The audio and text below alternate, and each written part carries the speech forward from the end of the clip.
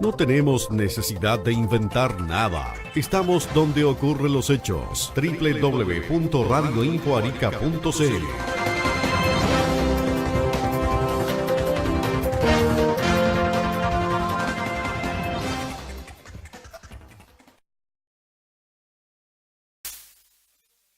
Amigos y amigas de radioinfoarica.cl, estamos en el edificio de la Corte de Apelaciones de nuestra ciudad y vamos a conversar con el nuevo presidente justamente de esta Corte de Apelaciones, el ministro Samuel Muñoz Beis, a quien aprovecho de presentarnos, ¿cierto? Y aprovecho también de saludar a mi compañera Carola Sao. ¿Cómo están? Muy buenas tardes. Muy buenas tardes, ministro. Gracias por la oportunidad y por la visita. Bienvenido. Bienvenido nuevamente, porque usted ya estuvo en este mismo cargo ya. Sí, estuve, pero no lo entrevistaron. No lo entrevistaron. Mira. Eso fue en el 2014, si no me equivoco. Así sí. como vimos un poquito su currículum. Había sido ministro anteriormente, sí. Había sido presidente de esta misma corte. Sí. Como les señalaba, en el año 2014 asumí la presidencia, luego de estar nombrado en 2013 acá de ministro en Arica, y así que fue una oportunidad de desarrollar diversas inquietudes y de proyectar la Corte de Apelaciones a la comunidad. Ahí empezamos un trabajo de difusión que se ha mantenido en el tiempo y ha permitido posesionar a la Corte como una entidad viva de la comunidad, que está integrada a la comunidad y que forma parte de la comunidad. La Corte terrena, finalmente, que se vio con muchas actividades con la María Elena Quiroz el año pasado. Sí, una cosa, pudimos ver en su discurso, sí, un tema interesante, pudimos ver en su discurso, ¿no es cierto?, que usted justamente se enfoca en temas de acercamiento a la comunidad, en varios temas que antes parecían ser ajenos al Poder Judicial. Por ejemplo, el tema de la inclusión, ¿no es cierto?, el tema de la equidad de género, proyectar, ¿no es cierto?, esta corte y sacarla un poco a la calle, como se podría decir, cosa que la gente conozca, ¿no es cierto?, lo que está realizando el Poder Judicial en nuestra ciudad, porque quizás está un poquito alejado. ¿Cuál es la percepción que tiene usted como presidente? Lo que pasa es que el Poder Judicial ha tenido una evolución bastante vertiginosa en el último tiempo. Entonces, uno de los aspectos que estaba un poco abandonado tal vez era precisamente el dar a conocer a la ciudadanía cuál era nuestro trabajo. Nuestro trabajo era muy de puertas cerradas, muy hacia adentro. Entonces hemos querido revertir esa situación para que la gente nos conozca, vea que somos personas como cualquier otro, que tenemos una misión que cumplir, que es de extremada relevancia y que la asumimos con la mayor responsabilidad. Y en ese contexto se han organizado diversas actividades de un tiempo a esta parte, ya llevamos 4 o 5 años en esto, y efectivamente hemos salido a la comunidad, y hemos traído a la comunidad a la Corte. De hecho, ya se ha instaurado todos los años que tenemos una celebración navideña que en principio era interna, sí, pero ahora se ha abierto a grupos vulnerables, especialmente niños vulnerables, y este año pudimos participar con 180 niños y sus padres en una actividad bastante asertiva, fue muy bonito, todos quedaron muy contentos, en que no solo se les invitó a hacer una Navidad solidaria.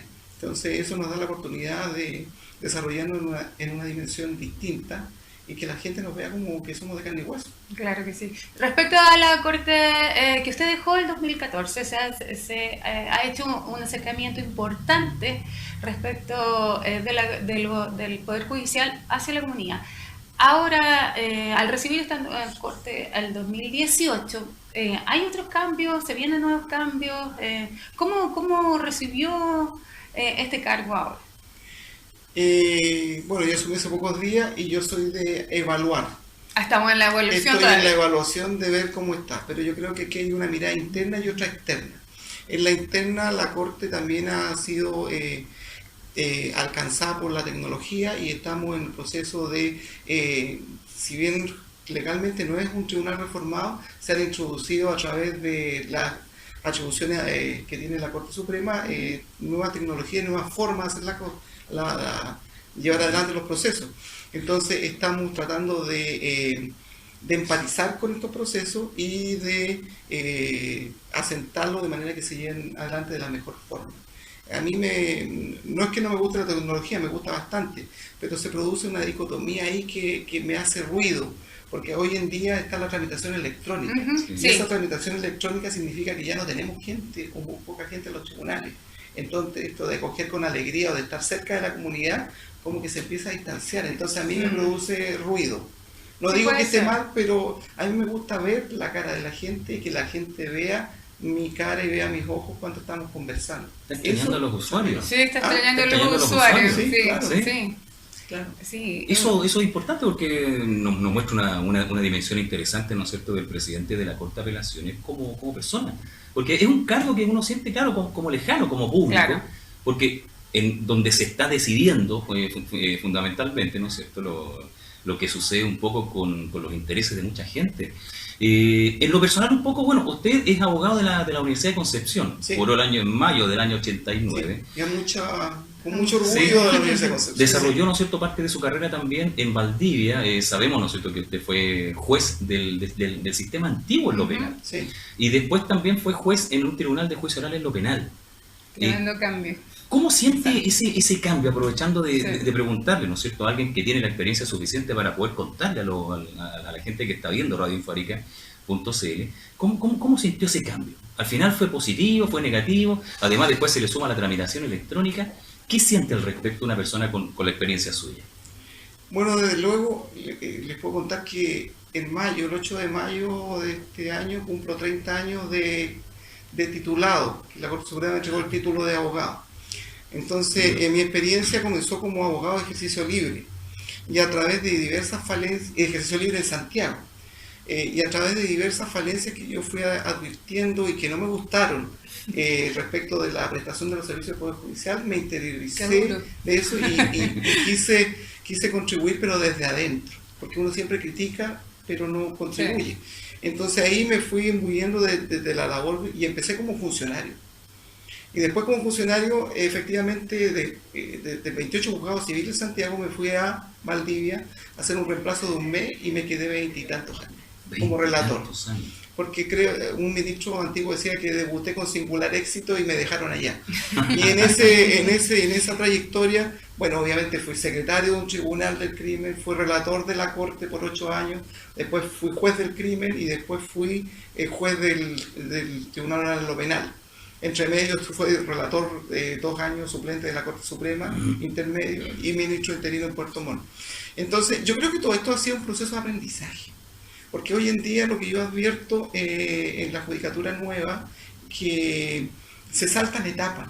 Y estas etapas uno lo hace crecer como profesional y como persona y los permite cumplir una mejor función y adquirir un mayor compromiso con la institución. Y no solo con la institución, sino que con las personas, a los que nos debemos en definitiva. Entonces, eso significa que muchas veces ustedes me van a ver que estoy viendo la construcción que se está yendo arriba, que salgo a conversar con los funcionarios del aseo que no son externos, pero que también se acercan y me plantean sus problemas y si puedo ayudar, le ayudo. Entonces, trato de ser cercano con la gente, no obstante que tengo fama de ser bien estricto y riguroso, pero no por eso... No cercano. O sea, sí, son dos cosas distintas. Son dos cosas distintas. Ministro, y respecto a la equidad de género, ¿cómo lo ve y cómo lo podría plantear dentro de la misma Corte? Yo creo que tiene que ver eso un poco con las visiones personales y después con las visiones institucionales. Esto se ha instalado en el último tiempo, pero yo en lo personal nunca he tenido problemas con la temática. Y es más, hace 2 años atrás fuimos capacitados un grupo de jueces, ministros de distintas partes del país a través de la oficina que se estaba creando en la Corte Suprema en temáticas de género para ser monitores de...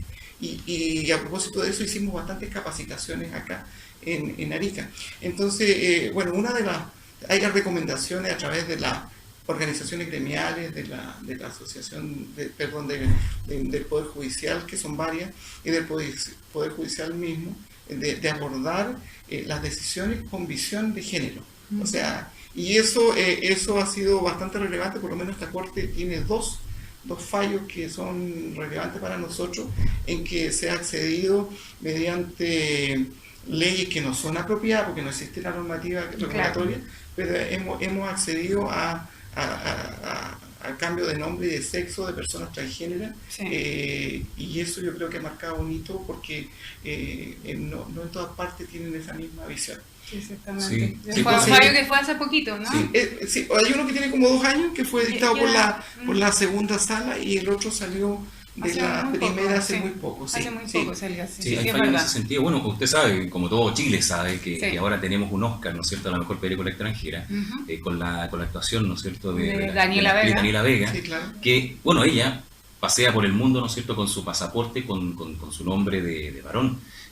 Ya viendo jurisprudencia en ese sentido, ¿cómo ve usted que se le viene la mano, ¿no es cierto?, a su par, digamos, legislativo en ese sentido? Porque parece ser un grito que se escucha por todos lados, el tema de regular ese tipo de conflicto, pero ustedes ya lo han zanjado.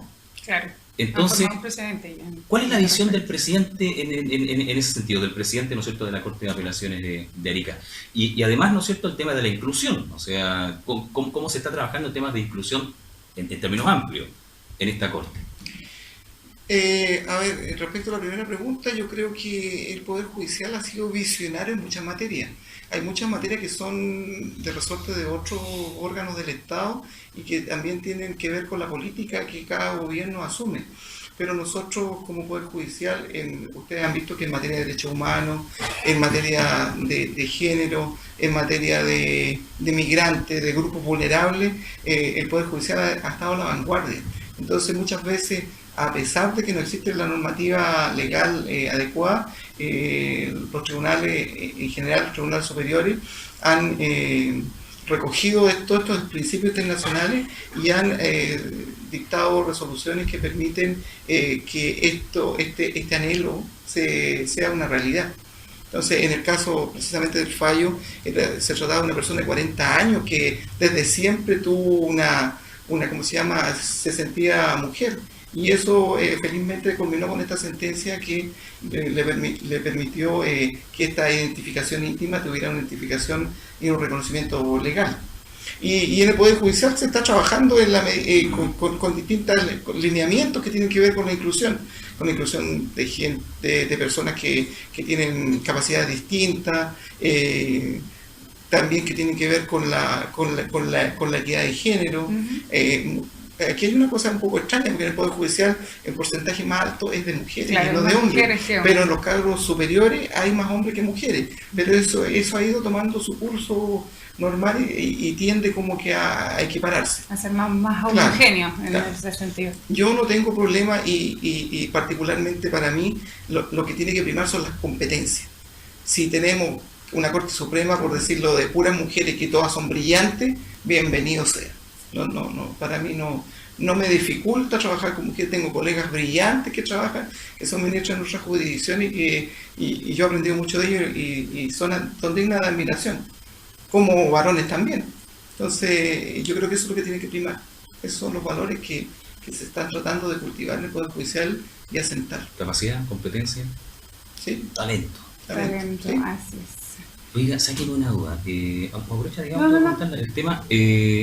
Sabemos, ¿no es cierto?, que aparte, ¿no es cierto?, del tema de salir un poco a la calle y todo el tema, existen algunas necesidades también a nivel regional, como uno podría suponer de repente, ¿no es cierto?, la necesidad de un tribunal, por ejemplo, en Putre. Me imagino yo, o el Poder Judicial está evaluando la posibilidad de instalar justamente una sede en Putre. Antes de contestar esa pregunta, se me quedó el tintero sobre el Oscar que ganó la película. Sí. Yo creo que esa no fue una cosa casual. No. Yo creo que acá hay un reconocimiento a la temática que plantea la película a nivel internacional, y sin perjuicio de todos los méritos que pueden tener los productores, los directores, los actores, la temática que aborda y que pone en la palestra es lo más relevante. Y qué bueno que haya sido nuestro país, que es un país bastante conservador en estos temas. Entonces yo creo que eso estamos rompiendo un poco los esquemas. Y respecto a lo de Putre, la respuesta es afirmativa. Nosotros, la Corte está haciendo esfuerzos desde hace bastante tiempo, y en cada oportunidad que vienen nuestros ministros visitadores, le planteamos la necesidad de que este acercamiento a la comunidad sea real. Y para el caso de Putre, la realidad significa que tiene que haber un tribunal para que haya presencia del Poder Judicial ahí, como lo tiene la Fiscalía. La Fiscalía tiene una oficina. Y como un equivalente podemos traer a colación la creación del tribunal en Puerto Williams, que tampoco tiene una rentabilidad social, como se llama ahora, muy alta, pero que marca la presencia y permite efectivamente que haya acceso a la justicia, porque las condiciones en que la gente vive en Putre dificulta mucho su acceso a...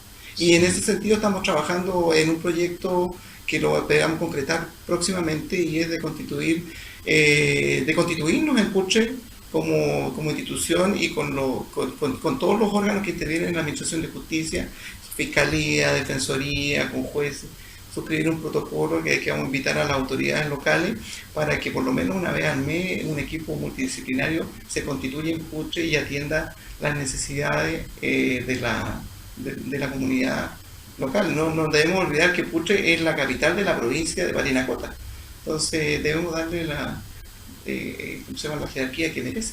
Oiga, ministro, ¿y podemos hablar un poquito con don Samuel Muñoz sin el ministro? Vamos a ver, Vamos a evaluar. Sí, vamos a evaluar. Iba a preguntar cómo ve la ciudad, ha cambiado el pulso de la ciudad, ha cambiado el aspecto de la ciudad.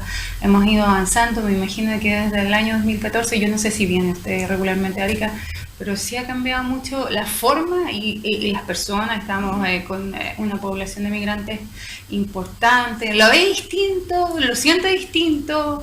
Mire, debo ser bien sincero. A mí el norte nunca me gustó. Ya, me imagino, sureño. Sí, pero yo creo que uno se adapta a los lugares donde está. Me ha costado. Pero yo he visto desde que llegué a la fecha una evolución importante. Sí. Por ejemplo, en lo que dice relación con infraestructura, con construcciones, con estas construcciones del mall, de los hoteles que se han anunciado.